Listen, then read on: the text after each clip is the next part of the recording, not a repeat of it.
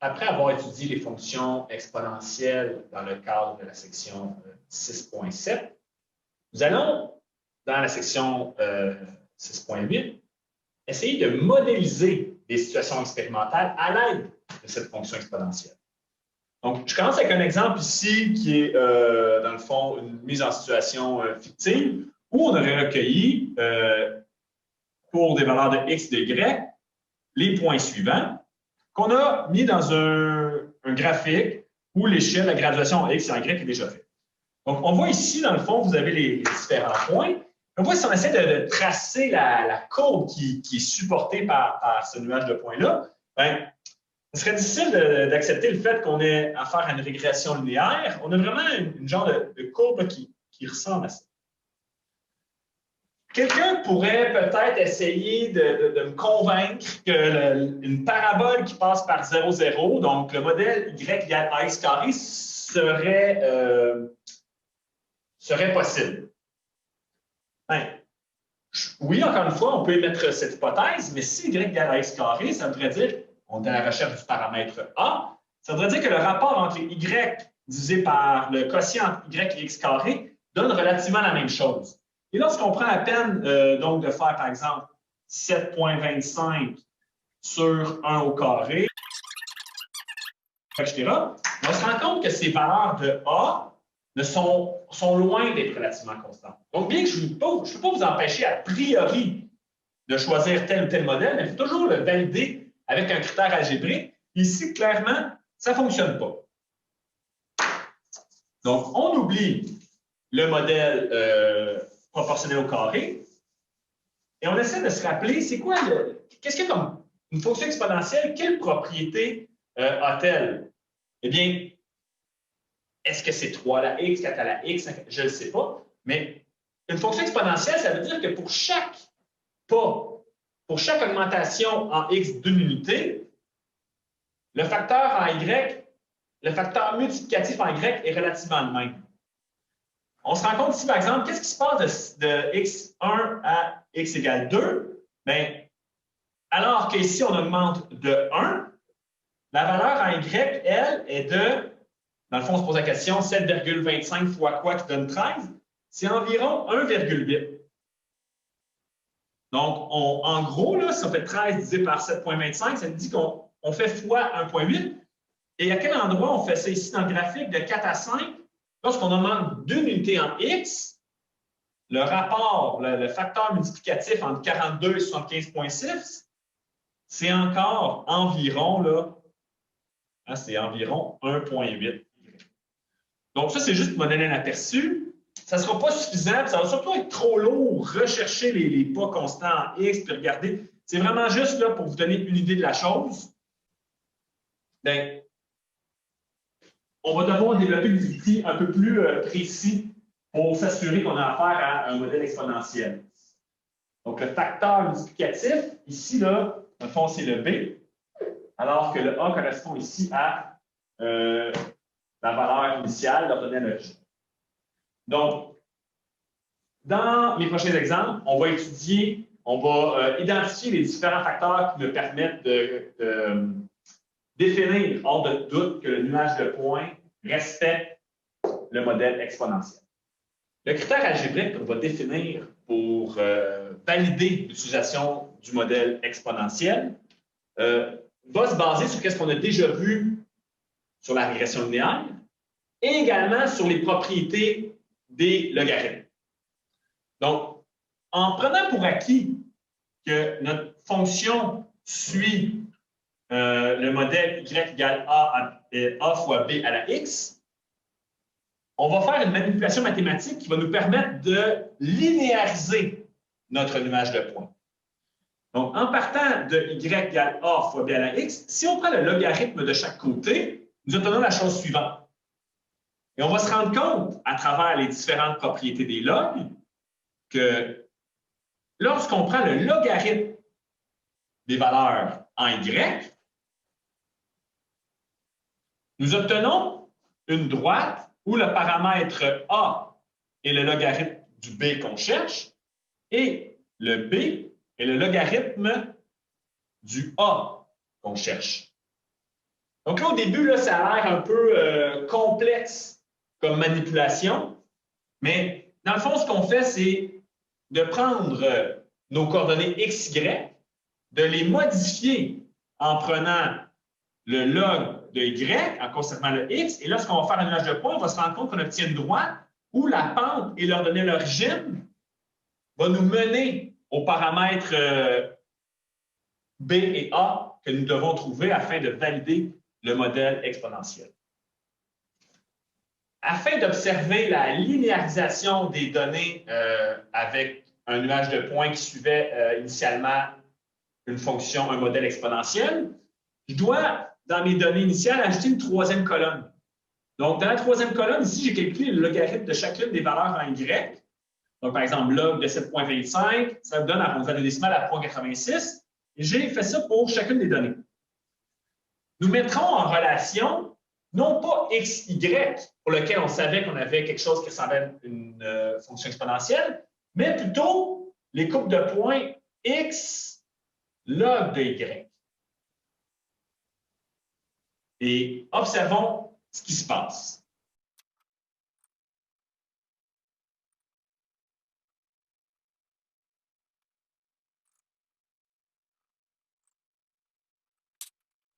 Après avoir calculé les logs des différentes valeurs en y, j'ai dans le graphique fait le nuage de points pour les couples x log de y. Donc, les x ici, les logs de y là. Et on se rend compte que le nuage de points semble supporter une droite. Donc, ça ressemble beaucoup à une droite de régression ici. Si j'avais à faire une esquisse de cette droite, ça donnerait quelque chose comme ça. Bien, on serait en mesure de dire, par exemple, que le B, l'ordonnée à l'origine, est d'environ 0,6 et que la pente de cette droite est d'environ, donc si on va de 1 à 4, par exemple, de 1 à 4, donc on essaie le plus possible d'avoir des valeurs exactes, mais on se rend compte qu'en x ici, on a un déplacement de 3. Et quand, évidemment, c'est approximatif qu'est-ce que je fais là, on va utiliser la calculatrice sous peu. Ça donne environ 0,8. Ça voudrait dire que le A, la pente de cette droite, est d'environ 0,8 sur 3, qui nous donne 0,26. Donc, on aurait une pente de, je vais l'écrire ici, 0,26 et une ordonnée d'origine de 0,6. Est-ce qu'on est surpris d'obtenir une droite? Puis qu'est-ce qu'on fait avec ces différents paramètres A et B? Bien, je vais juste faire un petit rappel là, de ce qui est illustré en haut. Si on a bel et bien, donc c'est en quelque sorte mon critère algébrique. Si on a bel et bien un modèle exponentiel, bien, on a fait la démonstration que le log de Y devrait donner log de B fois X plus log de A, qui est dans le fond une fonction linéaire qui a l'air masquée. Mais si j'écris Y égale AX plus B, où le A correspond au log de B, le B qui est là correspond au log de A, on a bel et bien notre droite où on a trouvé un B qui vaut 0,6, qui est en lien avec le logarithme du A qu'on cherche. Et on a une pente de 0,2666 qui est en lien avec le logarithme du B qu'on cherche. Donc, si vous avez des doutes, si vous êtes en train de supposer qu'on a un modèle exponentiel, nous allons à chaque fois prendre le couple x log de y, faire un nuage de points, et si nous observons une droite, nous pourrons conclure que le modèle en question, une fois qu'on a pris le logarithme de y, on obtient une droite, on va pouvoir conclure que le modèle initialement était bel et bien exponentiel. Est-ce qu'à chaque fois, je vais calculer le B de façon approximative et le A en faisant des calculs de cette manière? Bien non. On a déjà développé des outils en régression linéaire pour calculer la pente et leur donner l'origine d'une droite. Donc, si on veut tenir compte de l'ensemble des points et avoir un résultat précis, nous allons utiliser la calculatrice et faire une régression linéaire pour la colonne X et la colonne log de Y, pour ensuite demander à la calculatrice quelle est la valeur de la pente et de le revenir à l'origine de cette droite. Une fois le nuage de points avec comme ordonnées les logarithmes de Y construits, on observe une droite. Maintenant, si on veut obtenir de manière exacte les paramètres A et B, nous allons utiliser une calculatrice. Dans une calculatrice, on veut rentrer pour chaque couple X log de Y. Donc, par exemple, bien que nous voulons avoir le premier couple serait 1 et 0,86, puisque log de 7,25 donne 0,86, mais avant de faire le M+, et de rentrer dans la mémoire, on ne prendra pas 0,86, puisqu'il nous manque des décimales.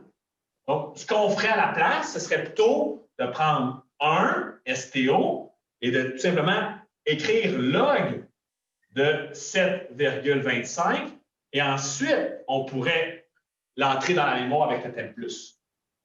Donc, pour chacun des points, rentrer X log de Y dans la mémoire.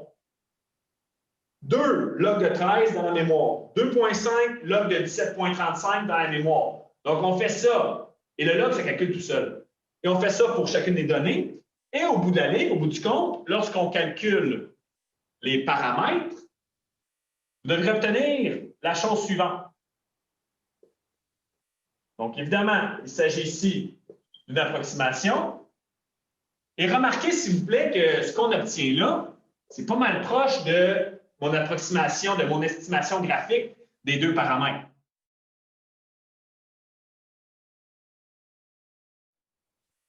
À quoi correspondait le grand A ici? C'est le B sur la calculatrice, bien entendu.